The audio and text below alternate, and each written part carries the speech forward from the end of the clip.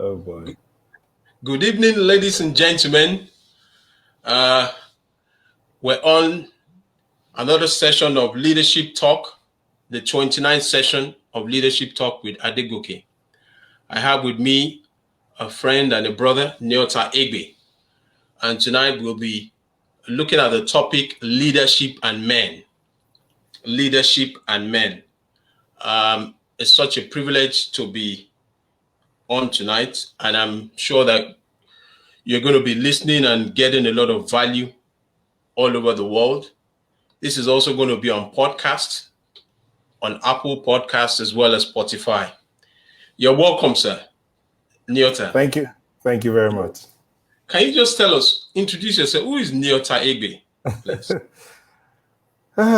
Usually that's a tough question to answer. You would think that having done broadcasting for so years, it would be easy for one to introduce himself. Okay, Nyota Egbe, full name Nyota Obasa Egbe, a Nigerian born in the from the southern part of the country. I used to call myself an extrovert until I discovered that I'd rather stay in my room and lock my door and read a book. But I like people. I like to leave a smile on the face of the next man. Sometimes that's been taken for granted, but hey, you don't stop doing what you know you ought to do, even if you're being taken for granted. I like food. I like to cook food. I like to sew. I love acting. Yes, wow. But I've never been in a movie. I don't know, maybe there's a producer somewhere who's watching that can say, okay, let's try it out. But basically, I love God and I know he loves me. And I like to, as much as possible, let that love and grace be made manifest to as many as are willing or I think deserve to know about it and should have it. Yeah. So basically, that's me. So you love to cook? Yes. Wow. So whenever I get the opportunity, I do that. My children love it. Wow. What's your favorite delicacy, please? Nothing spectacular, just my local African dishes. Yam porridge. Okay. And there's a way I cook my okra soup that you can't have it like I do mine. Now everybody might say they have theirs, no problem. I love also cooking our dishes edika ikong afang, atama.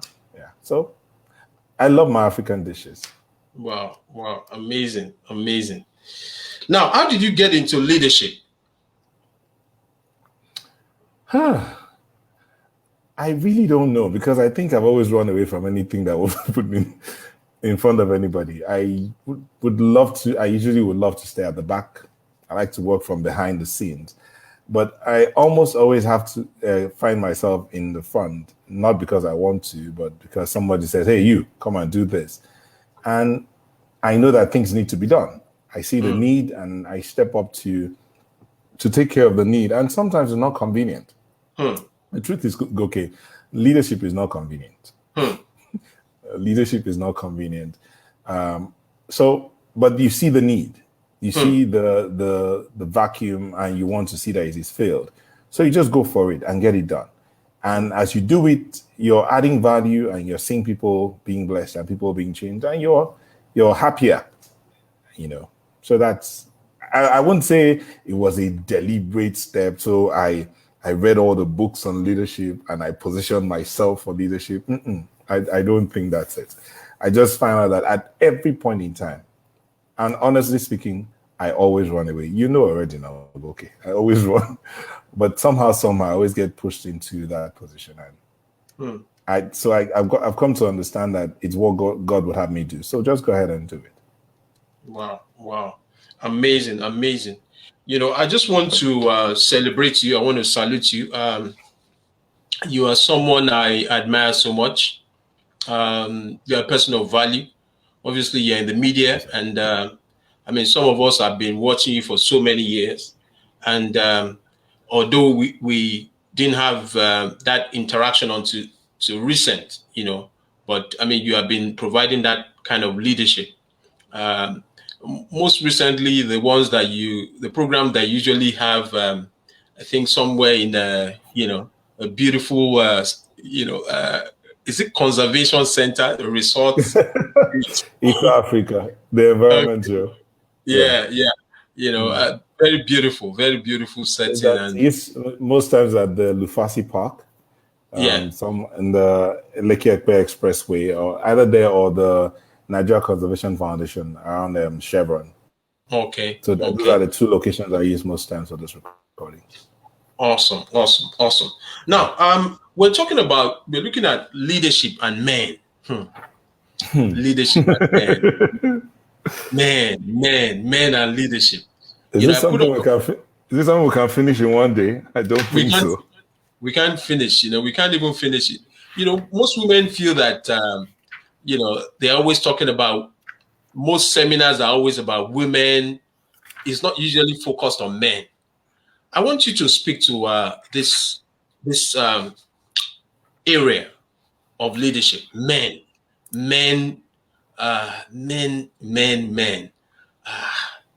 It's very interesting. You can see that I'm laying a lot of emphasis on men. Now, I want you to speak. What's the relationship between leadership and men? Okay, I know we're speaking to a general audience. It's not a Christian audience. It's not a religious audience. But permit me to just step back a bit.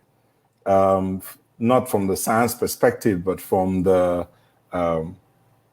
religious perspective of creation. God created the humans, right? And he made man in his image and his likeness. And then from him, he brought out the woman. Okay, so, but if you want to say how do we even begin to think about man as the leader? The male man, I usually do that to differentiate. There's a female man, okay? But the male man was created first and everything was placed in him. Borrowing from the scriptures, the Bible tells us that anything that Adam named, God just ticked it. In other words, Adam had to be downloading from God directly for him to be able to name, and God would say, good to go.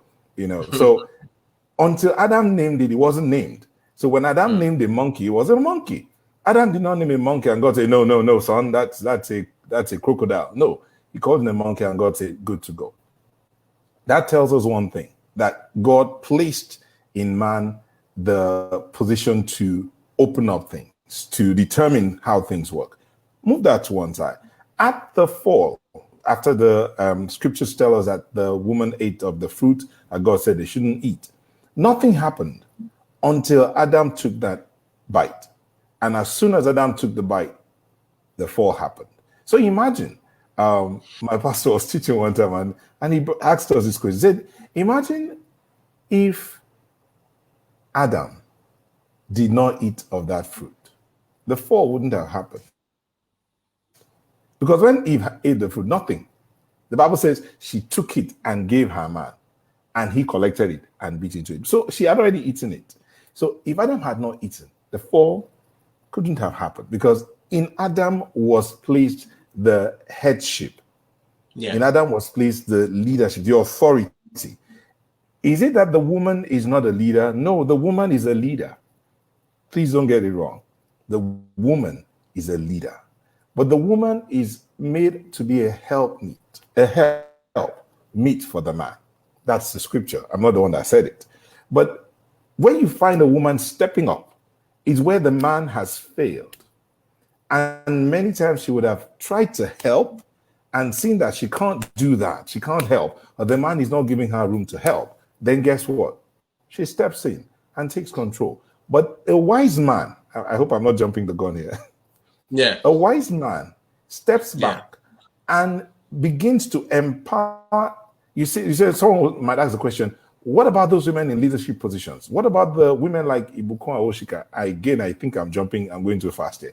Women like Ibukun Awoshika. How women like the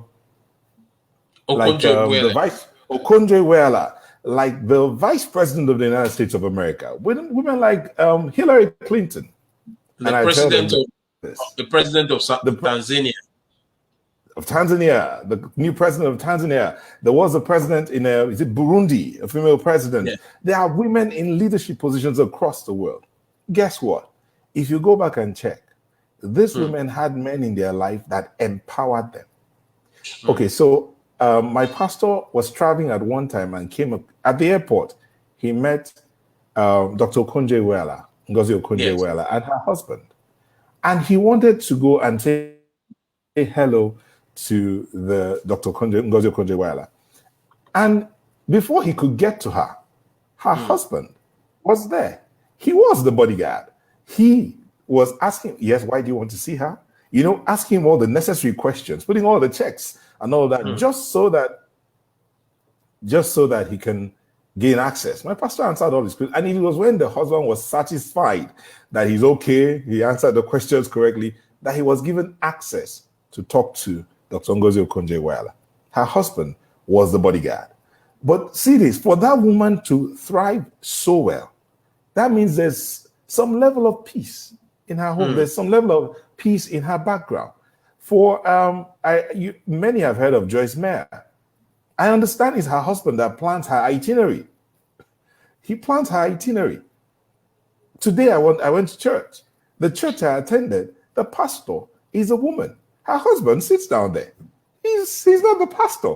She is the pastor. But he does the service planning and all of that. He ensures he's empowering his wife, giving her room to express herself, opening up opportunities for his wife to express the gift in her. So it's not the man is built to be.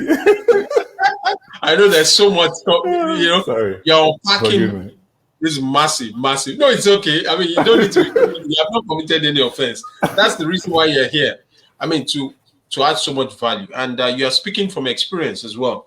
You know, this men go through so much. They tell you, men don't cry. You know, you need to be a man. You know, you're not supposed to show your vulnerable side. Can you speak to that? Okay, so growing up, I don't know about you, Goke, but I didn't have any man come to tell me this is what a man is supposed to be. This is what you're supposed to do as a man. This is how you should dress. Indeed, I learned about my beards and mustache. I learned about it in integrated science and biology in school.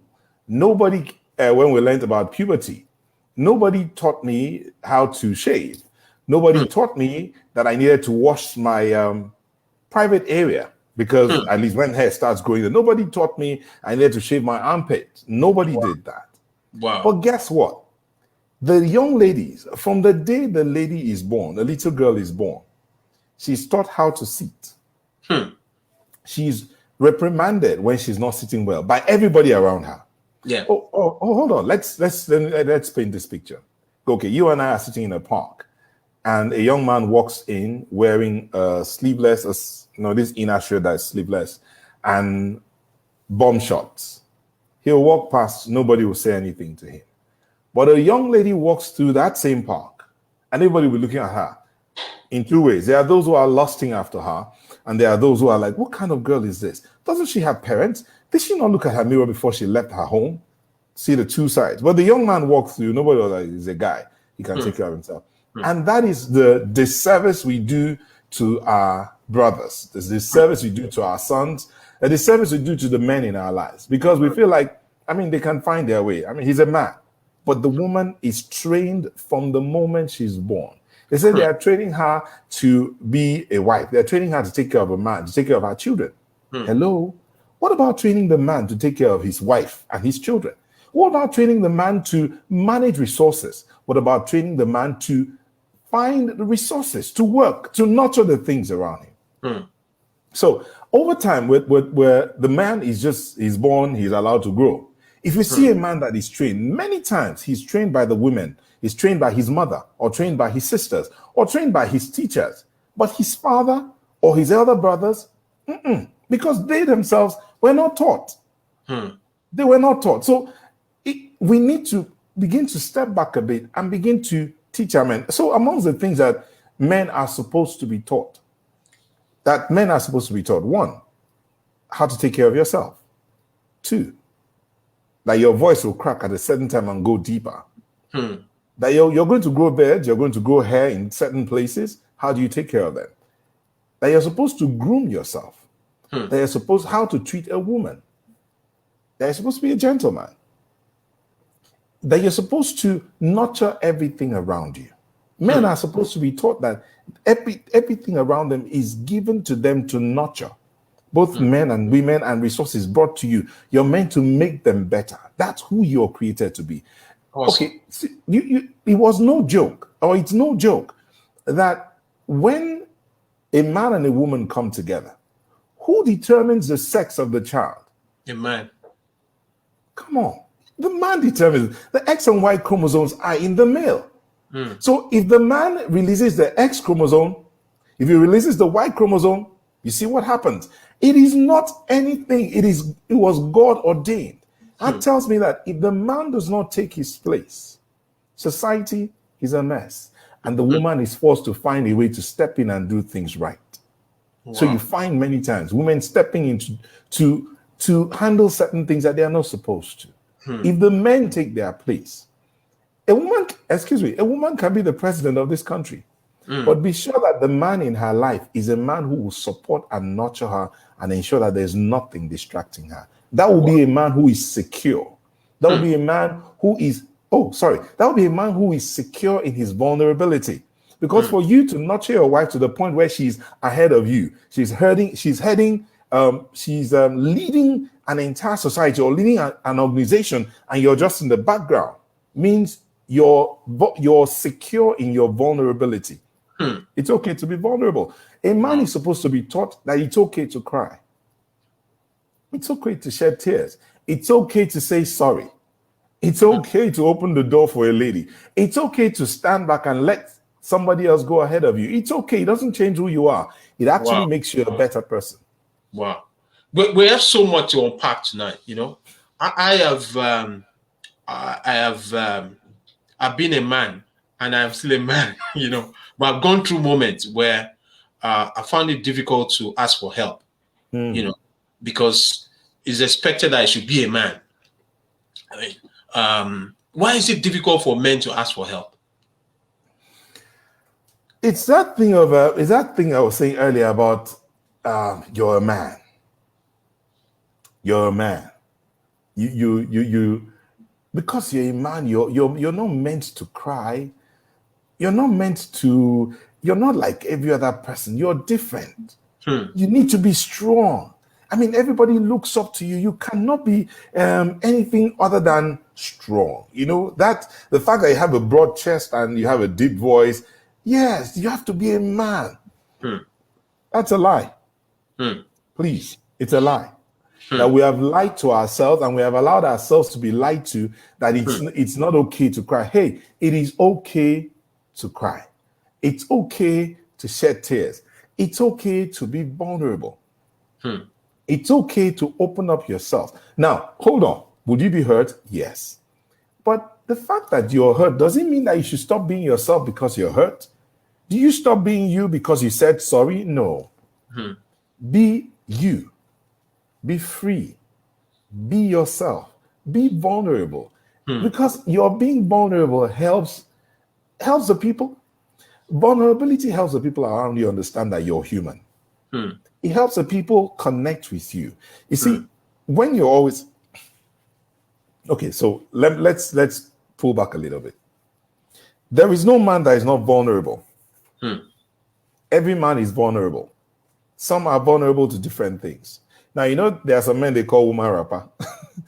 So they are vulnerable to anything in sketch. Some people might on this platform all over the world, they are listening. They don't even know what woman rapper is. Can you just... Okay, so let me explain what a woman rapper is. A woman rapper is that man who cannot help but respond to a woman. The moment he sees anything in skirts or anything with long hair or that has... I'm sorry, forgive me. I'm not objectifying any woman here, please. I'm very sorry, but I'm just trying to explain something. Any man who cannot help but respond to a woman is termed in the Nigerian parlance a woman rapper. But the truth is this: every man is a woman rapper. I may not respond to the fair ones. I may not respond to the dark ones. I may not respond to the Caucasians. I may respond to the very dark ones, the ones from East Africa, the very dark ones. But then Goke might be responding to the Caucasians. He doesn't respond to any other person but the Caucasians. So true. So at every point in time, every man is vulnerable to one kind of woman or the other because it was made so. God made it that way that everything would respond to its seed. Do this. If you place a man in a room, a test was done. I read about this test in Gary Oliver's book, Real Men Cry Too. Real Men Cry Too? I think so. Gary Oliver. Okay, so two people were placed. A man was placed in a room. It was a test that was done. Men were placed in a room, and they passed certain things. They were connected to certain measuring devices. They passed certain things in front of them, and the measuring devices were to check how they respond to the different things. So first of all, a flower was brought in. A flower. The gauge did not move. They brought in some other things. The gauge didn't move. They brought in a baby. The gauge shook a little bit. They brought in a car. The gauge moved. They brought in money. The gauge moved. They brought in a naked woman. Woo! The gauge got to the end for all the men. They took them out, brought in this women, brought in a woman, or brought in women, and they did the same thing. They brought a man in front of the man. Yeah, they did the same thing, but they swapped everything. The gauge moved at the sight of money, shook. Moved at the sight of flowers, hit the end at the sight of a baby.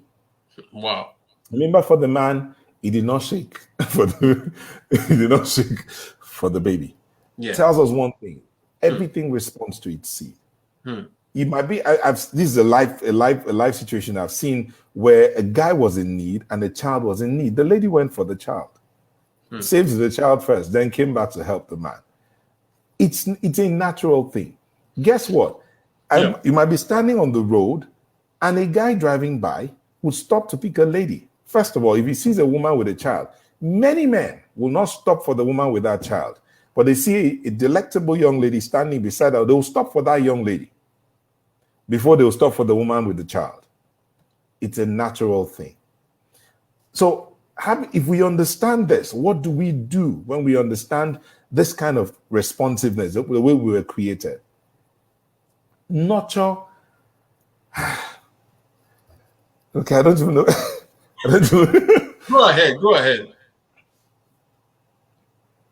Because we're created to respond to our seeds. You find out that the man who will not respond to you that has a need, a fellow man that has a need, will respond to a woman. And then, like I said earlier, in Nigeria, they'll call him a woman rapper.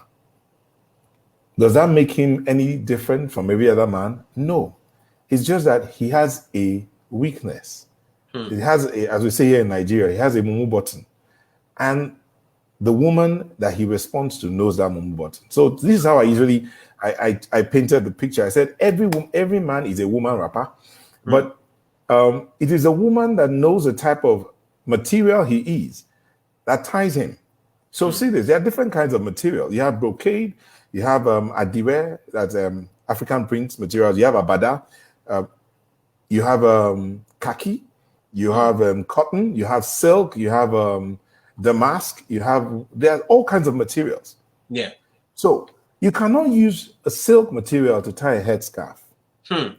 But there are some people that know how to use a silk material to tie a headscarf. This is a jersey, right? You can't use this jersey to you can't use this jersey to do a pocket square, okay? But there are some people that know what to do to use this jersey. If you take this jersey and put it on a regular sewing machine, you may not be able to sew any stitches. But there's a special machine that's used to sew this, and it makes sense. So that thing about the one that understands the type of material he is will tie him. It's not every woman that knows how to tie gele. That's a big head scarf that we have in Nigeria, big head scarf. It's not every woman that knows how to tie gele. But see this, there are women who are experts at tying gele. But meanwhile, that same material that's used to tie that big headscarf can be used, or headwear, can be used to sew an outfit. There are some tailors that know how to use that material to sew. So the woman that understands the type of material the man is will use that man well. And all of us will be wondering, how? Why? I thought this man is a hard man. You see that man who's always very hard with a very mean face that doesn't smile. Yeah. There is someone he smiles to. Might be his wife, might be his daughter, might be his girlfriend, might be his mother. There is a woman that knows his mumu button that will just go there and beep, and the man is jumping all over the place. And you're wondering, what happened? Wow. Amazing. We've been on with my brother, my friend Nyota Egbe. Is a media consultant and is also a media practitioner. He's a global player. I mean, he's fascinating. He's dropping so many nuggets tonight. He's also a certified John Maxwell coach, speaker, and trainer. I just want to appreciate quite a number of our John Maxwell coaches and speakers on this platform. Mary Ellen Nadi from Abuja. We have Olayiwole Odeyemi is from Jos Plateau. Have Kene Chuku Agaba also from is in Abuja. So and your humble self and including myself, So this is not a Maxwell gathering, but we're just trying to add value at a time like this. We're trying to show up even at a time like this. And speaking to leadership and men, I just feel that a lot of gatherings is most for women, they gather women together. In fact, women just feel that, men are not spoken to. Is it true? Is this true? Yes. Men are not spoken to. Okay, so many times growing up,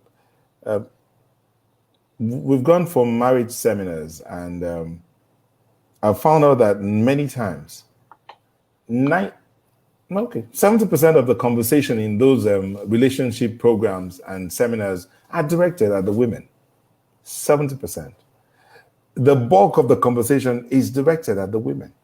But women have all kinds of mentorship groups. The women have how many days in a year to be celebrated? International Women's Day, Mother's, and even the Mother's Day or Mothering Sunday is twice in a year, from the Anglican Communion and from the Catholic Communion. So it's twice in a year. International Women's Day. There's only one day for the men. There's one day for International Men's Day. And at every point in time in society, women, as I told you something about a child, if you ask all those on the platforms, they could just put it out there. You see that maybe they should even put it in the chat room. Let's see. At every point in time. What's the question? You want them to put? No, at every point in time, let the women tell us. At what age were they being taught how to sit, how to behave, how to act, how to eat, how to talk? At what age? So you check this. If a lady is, say, 20 years old, for 20 years, that lady has been taught how to sit, how to dress, how to talk, how to behave, how to respond to certain things. If she is 50 years old, even as an elderly lady, her friends would always go, Matilda, come on, don't talk like that. Why? Because they have been taught, and they know how to hold themselves accountable. But see us, see us. We're men. So we're out there, we're running, we're doing things. We hardly ever hold ourselves accountable. Wow. See, for the ones who are yet to submit themselves to the leadership of Christ, see what happens. They go ahead, they misbehave, they come and talk about, hey, guess what? Well, I don't chop that side. Forgive my local going pigeon. I don't chop that side. Guy, if you go there, go chop your own. It's what's done. It happens. It might not be everybody, but it happens. And the thing is this, we hardly ever hold ourselves as men accountable. Hey, what happened to that relationship you're in? Why would you even do that to your friend? Why would you? Are you okay? No, don't you understand that you need to nurture? Why are you beating down? Why are you? No, we hardly ever hold ourselves accountable. But these women hold themselves accountable from day one. The older ones to the younger ones, the younger ones to the older ones, they hold themselves accountable from day one. So I think it's about time men begin to deliberately speak to themselves, deliberately speak to their sons, deliberately. Now, I notice some guys are actually taking out time to talk to their sons, to spend time with their sons, to let their sons see them in action and begin to learn how to behave, how to handle certain things. It's a deliberate action. I know. I just want to use myself as an example. I really never really had anybody speaking to me as much as I would have loved to.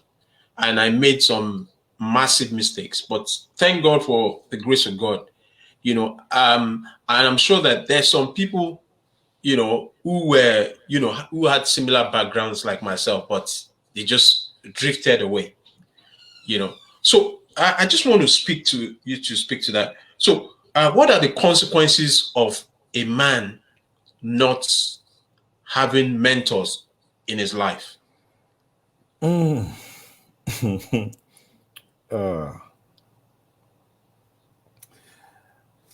Decay. Wow. The consequences of men not being trained or not having mentors in their lives: decay, carelessness. Man just grows up to whatever he knows, whatever he finds out there that he can take in. That's the one he knows. If men don't have examples ahead of them, what happens is a society is wasted. Wow. If men do not have good examples, if the examples that the men are seeing are wasted men, they end up being wasted unless they find a way around it. So I can say this because I actually talked with my other brother about it. And before I got married, I looked at my other ones and I prayed a prayer. I said, Lord, give me something better. I want something better. Down the line, my eldest brother comes to me to say, thank you for being an example to us. I was shocked. I mean, me, an example to my elders. How? And he says, no, you are an example to us. Thank you. But that for me was added responsibility, as in you cannot drop this ball, man. Even if you wanted to drop the ball before, you can't drop this ball now because even your elders are looking up to you. So behave yourself, and whatever scrum, as in whatever virus that might want to come in, you better throw it out, But so I looked and saw a difference. I looked at the scriptures and saw what a husband is supposed to be. Ephesians 5, verse 20, talked about husbands from verse 20 down. The portion that you talk about, husbands, love your wife as Christ loved the church and gave himself for her. To present her to, I'm trying to paraphrase now, to make her clean by the washing of the water by the word. So the words he speaks to his wife so that he can present her to himself. Yeah. I know he didn't say present her to God. Present her to himself. A bride without spot or wrinkle. So when I take care of my wife, I'm not presenting my wife to you. I'm not presenting my wife to the world. I'm presenting my wife to me first. If she is without spot or wrinkle, the world will appreciate her. Yeah. But if I cannot present my wife to me without spot or wrinkle, in other words, if I cannot cherish my wife, if I cannot love her, if I cannot appreciate her beauty, the world will not appreciate her. But I wasn't taught this. I read the Bible, saw that, and somehow I really can't say. Yeah. Decided that I wanted something different. And the truth is this, I'm still learning. I'm still looking for something better. We're all still learning. It's a journey. I just want to say that, all over the world, women are, celebrated. We're all, products of coming through mothers. They've been nurtured, raising us up. And I just want you to speak to why is it that fathers are absent even in the nurturing of children? They leave it to the mothers, or men leave that role. Okay, I said something earlier. I said they don't know any better. It is what they have seen. It is what they've been told, if they were told anything. It is what is the example that they've seen all their lives. So if you see there are a few men who are seeing good examples and their marriages are different. what they've seen is what they are exhibiting. If there are no good examples out there, fathers are absent because all they know, the examples they've seen is, you're a man, go out and find what your family will eat. Go out and look for the resources to take care of your family. You cannot be sitting there in the house. You're a man, go, go, go. You're a man, go, go. So he's going. He's going to find what his family will feed on. But see this thing. If he has a better example, and he sees a man who is there, he sees a man who is part of the upbringing of his children, if that's the example he has before him. So someone said, if you see a man who beats his wife, check. In his life, there was a man in his life he was looking up to that was beating the woman in his life. So many times the examples these men have seen. If there are no examples, a man who's not there feels like he's a man that takes care of the home. It's the woman's space to make the marriage work. Who told you? See, if you go back to creation, the man is, scripture says the man is the head of the woman, as Christ is the head of the man. So if you go back to creation, again, until Adam bit into that fruit, the fall did not happen. So you need to understand this. It is not the woman's place to ensure the marriage works. Wow. It is you. It is you. Go back and do your work. There is work to be done. It might need you being vulnerable. You're too hard. Wow. You're too hard. Now, I just want to use this to corroborate what you just said. You know, Barack Obama, I think it was last week, and he showed a picture of himself and his dad. I don't know whether he saw it on Facebook. Yeah. And it was, what did he say? I saw the picture. Okay, did you? Yeah. What can you what he said there? Do you want to just speak to it, or should I just? It's like what I just said now, where he said my father was hardly around. He came in once in a while to visit, and he left. But and the last time he saw his dad was when he was 10 years old. So, but you see, he made a choice in growing up. Did he have a rough childhood? Yes, he did. There were ups and downs here and there, but he made a choice. I want to be a different person. I want to leave a mark. And he made that choice based on some of the people he came in contact with. Some of the people he came in contact with helped to shape him. To model Today he's a 2-term president of the United States of America. Talked about globally. Did he come from a poor background? Yes, he did. Who brought him up? His mother. But then he came across certain men that spoke into his life, and now he's a different person. Wow. You need to understand it. As a man, you may not have had anybody speak into your life, but you can decide that, you know what? Nobody spoke into my life. I will speak into somebody's life. I will make somebody else better than me. If nobody made me better, I will help somebody be better. So you just step back and begin to do something differently. Well, this is where I want to jump in now. For someone like yourself, I mean, the people that were ahead of you were not shining their light as they ought to. And you were able to, thankfully, through the scriptures, gain some momentum and, But for those who are not even, scripturally aware, how can one even get men to mentor? Where can one go to? Is there a gathering where you can, or a mentorship group where you can get people to speak into you? Can you just speak into that, please?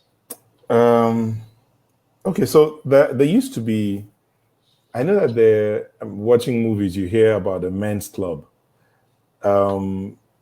There are some that they go to see naked women. There are some men's clubs where they go to sit down and talk to men. They get there, play games, talk politics, and some younger people are usually allowed in after a while to see how men ought to be, how gentlemen's club, how they ought to behave and all. But the truth is, there's no place to, so to speak, where men can go to get mentorship. There is no place that I know of. Okay, to the best of my knowledge, there's no place where men can go to get mentorship. But there are a lot of places where men can go. There's a lot of places where men can go. A lot of places where women can go. There are a lot of places where women can go. Oh, hold on. What am I even saying? You have things like in Lagos or in Nigeria, you have things like WIMBIZ, Women in Business. Yeah. There's another one that I was invited to at one time to speak. I think it was 2 years ago. It was a women's group, leading women's. What's the name of that group? Leading women's, but something leading women. Some women have all of these groups here and there. And the funny thing is, when I got there for that leading women's group, I saw that some of them, their husbands came. Their husbands were supporting them. Go ahead, do this. It's good. Yes. But the men had the, you know why? Because we have this thing about us. No, I don't need any man. I don't need any man. I'm a man. I know well. Because that is the example we have seen.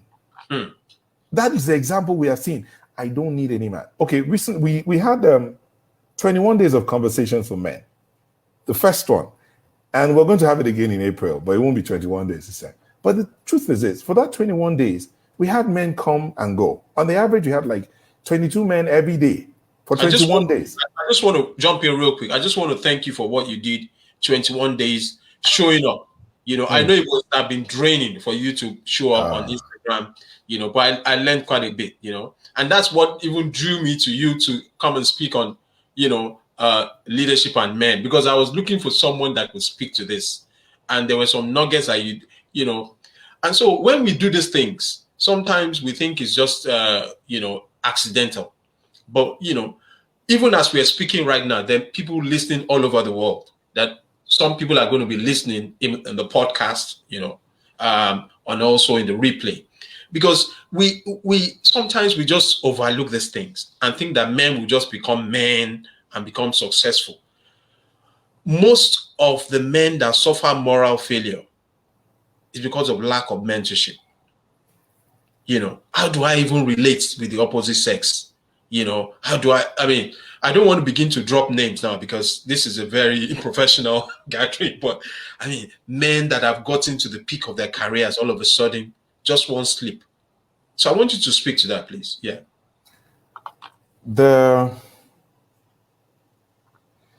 Again, the examples that men have are far and in between.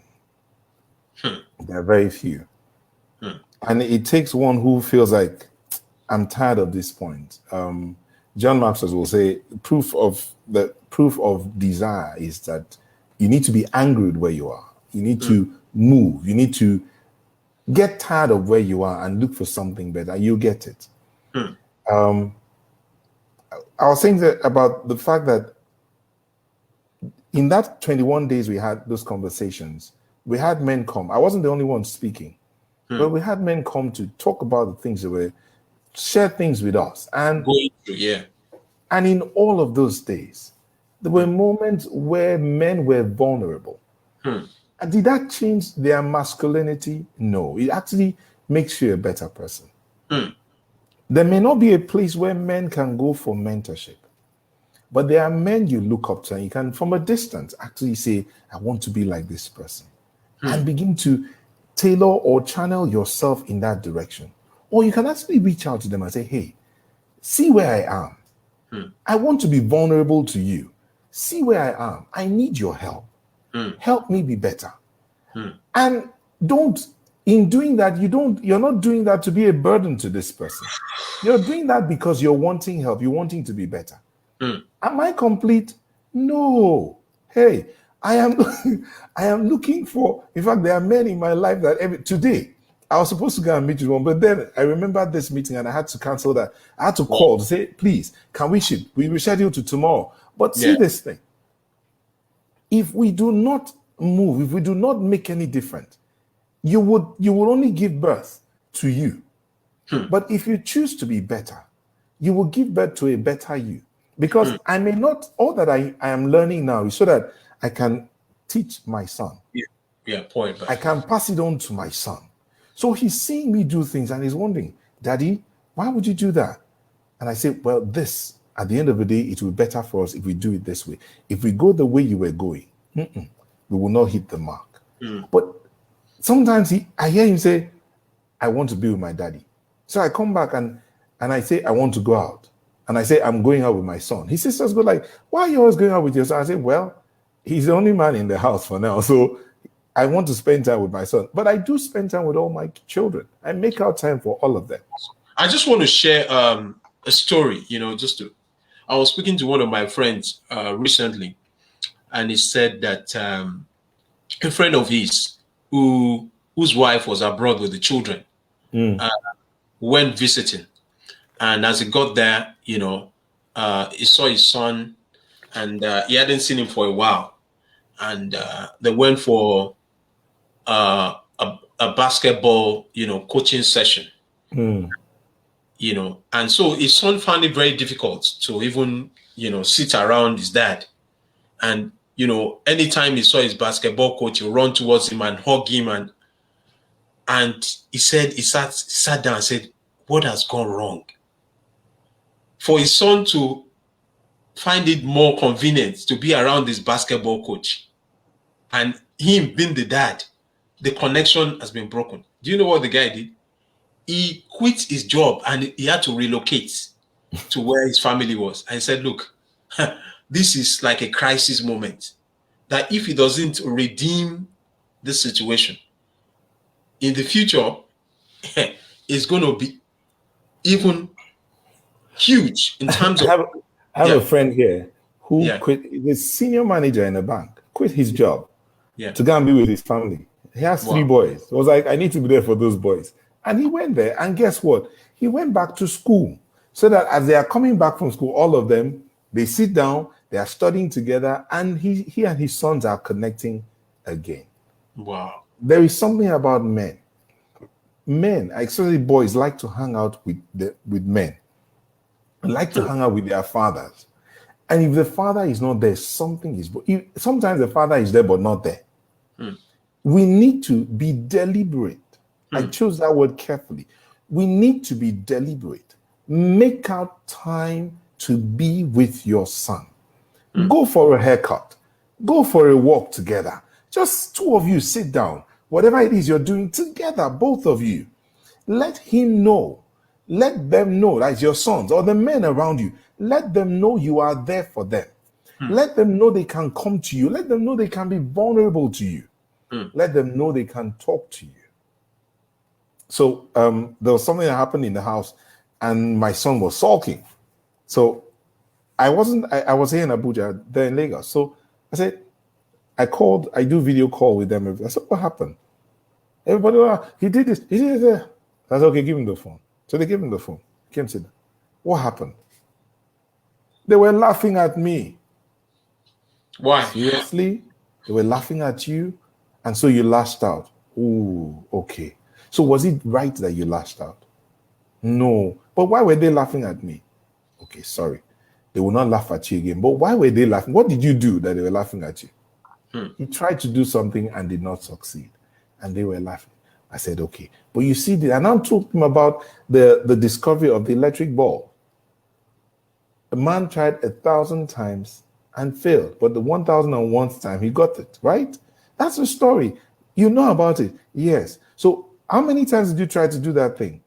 Twice. Just twice. And then you're sulking? Come on.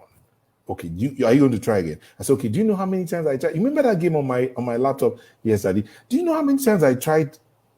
No. I said, I tried it 5 times and I failed.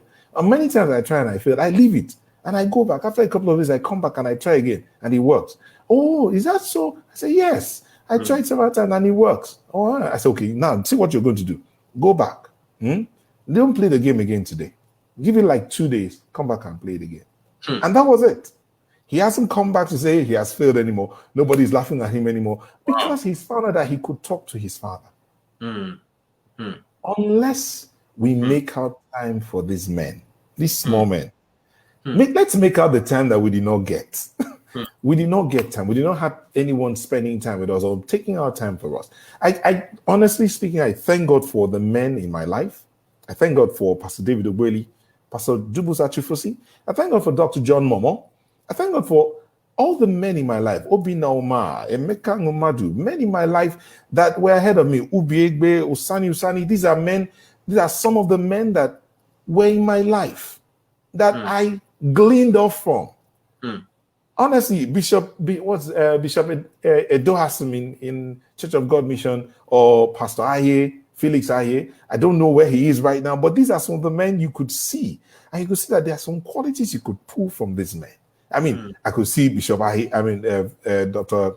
Pastor Felix Aye at that time, he and his wife are coming to church. They are coming in two different cars because they have, so some of the children, the boys ride with their dad, the girls ride with their mom. And so he waits for his wife to go ahead of him. So I'm like, okay, this is the way to go. At that time, I wasn't married, but I picked that up years ago, 1992 to be precise. I picked that up. Imagine that I didn't see that. I mean, my dad didn't have a car. Well, no, my dad died when I was 3. So there was really no car. There was no way I could see that kind of example. But I see them like, okay. So I asked him one day, how is it that you're riding? Why are you not going ahead to open? Say, no, I need to be sure everything is okay with them. So I ride behind. I said, Wow. So we can glean some of these things off some of these people around us. Wow. And the truth is this, I don't believe in coincidences. I believe that God has a purpose and a plan for everything that happens in our lives. The people he allows to come into our lives, there is a purpose. If we can only connect, we will see that purpose if we can only connect. And it will take determination to do that. Wow, amazing. We've been on for about 40, almost 44 minutes with it. My friend is just unpacking, dropping massive nuggets tonight. Nyota Egbe, the man that I call a good man. A good man. I don't use what, I'm still learning, Gokyo. I'm still growing. You're trying to be humble. You're a good man. As we begin to move closer to the end of this session, I just have 2 more questions for you. Now, how can the culture of leadership, be, mentorship, be built around, men? How can, we put that, into place for men? I used the word earlier, deliberate, when I talked about being with our sons, being with our children, or being with the men around us. Yeah. To pass on the culture of leadership, again, we have to be deliberate. We have to take certain steps. So I'm in this office, and there's a young man I met there. I took him under my wings. But I brought him close, and I'm letting him see things, and I'm giving him room to ask questions. Say, ask questions. I give instructions, you get it done. Ask questions. Sir, why did you do this? Why didn't we go this way? Because he's used to doing things in a certain way. Now he's seeing another way of doing things. So I tell him, ask questions. I will answer you. Wow. We need to be deliberate. We need to look out around us and be different from what we saw. From what we had in our lives, we need to be different. Wow. You need to do different from what was done to you. Okay, sorry, not different. You need to do better than what was done to you, to the generation around you, to the men around you. You need to do better.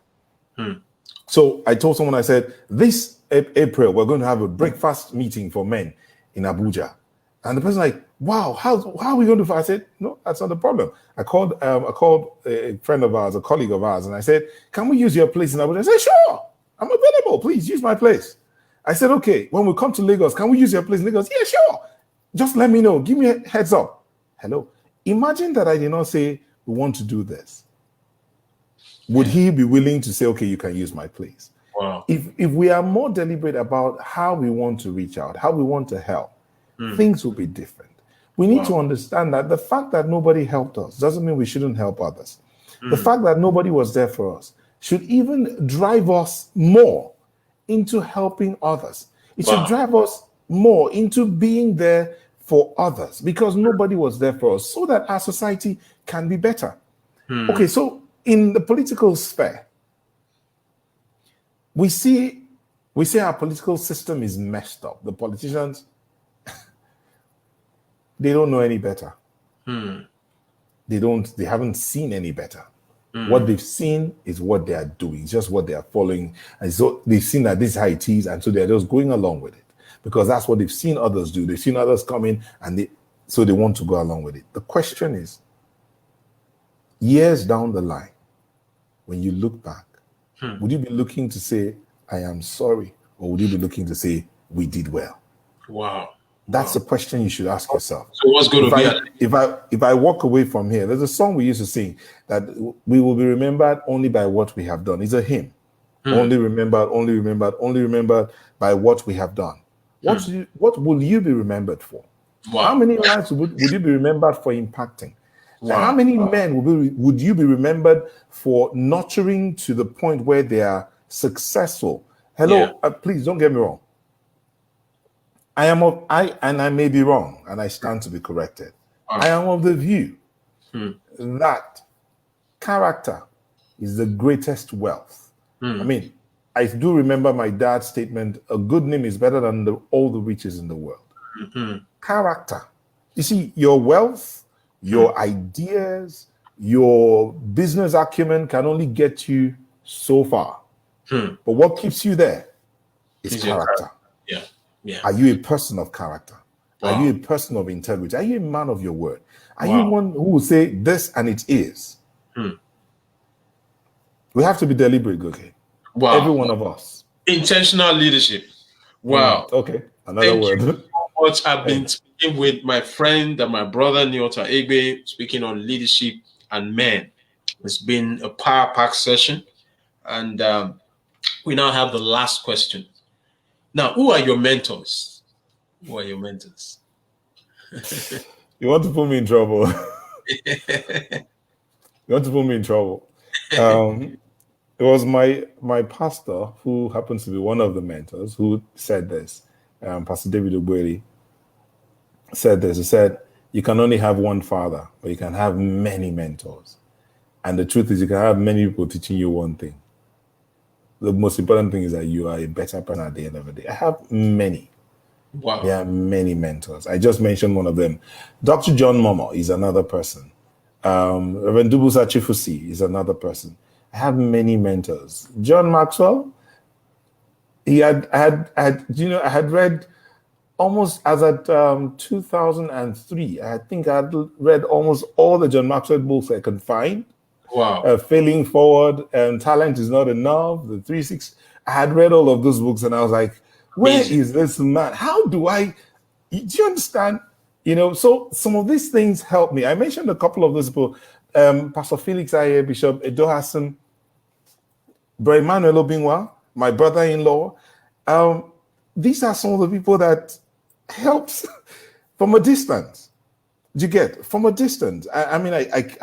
I came close when I joined Dominion City. I came close to Dr. David Ogbeli, Reverend Dubusa Chifusi. When I joined Channels TV, I came close to John Momo. But before then, John Momo was mentoring me from NTA News at 9 without knowing it. But these are some of the people I looked up to and I was like, ooh. And then when I came close, I see John Momo, perfect gentleman. Wow. Perfect. He dotes on his wife. And if you see the way he dotes on his children, come on. I'm like, what? No way. That there are people like this. What? No. So these are just a few of them. Wow. But I also have friends, my contemporaries, that I draw from.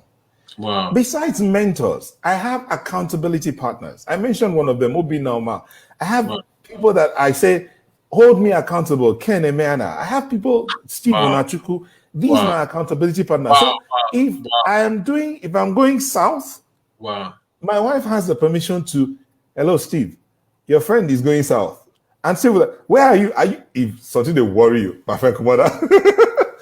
So it's one thing to have mentors. It's another thing to have accountability partners. Amazing. Where I work, we are 5 of us in my unit. And I called all the 4 of them. I said, hello guys, I don't care whether you people give me permission or not, but I give you permission to hold me accountable. So, and because they know. So I'll be straight up. So yesterday being Friday, we finished work and I was like, I want to go out. So they were like, where do you want to go? I said, I want to go to a club. One of them looked at me and said, you go to a club. Look, I'll catch you.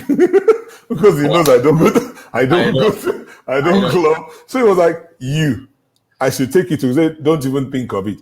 I can take this one, I can take that one, I can take that one. Well, you. Yeah. Clear. It can only be that way because you've given them permission to hold you accountable. Yeah. Wow. So on this note, we just want to thank my brother, my friend Neo Taigbe for making himself available. You've dropped so many nuggets tonight, and I'm sure that those who are also on the platform, if you want to say thank you to Neota, please feel free to drop in the comment section. On behalf of myself and the team, Leadership Talk with Adegoke, it's been amazing being with you tonight, and I trust that we'll still have the opportunity to call upon you in the future. But what we've shared tonight it's timeless. So on this note, thank you everyone for joining. And so we'll be. Oh, someone's asking when is the breakfast meeting in Abuja? It's it's likely going to be around. Let me just give me a minute here. I'll have to get back to you on that. But we're looking at before the 18th, around the second or third, around the second week in April. That's when. So maybe around one of those Saturdays, maybe 24th, if we're around, or either 24th. Yeah, but you get to know about it. Okay, amazing. I'm sure that Kenechukwu Agaba, you'll be able to connect with Neota. If you don't have his number, please feel free to reach out to me, and I'll share his contact with you. So thank you, everyone, and have a wonderful night. All right, thanks. Thank you. Yeah.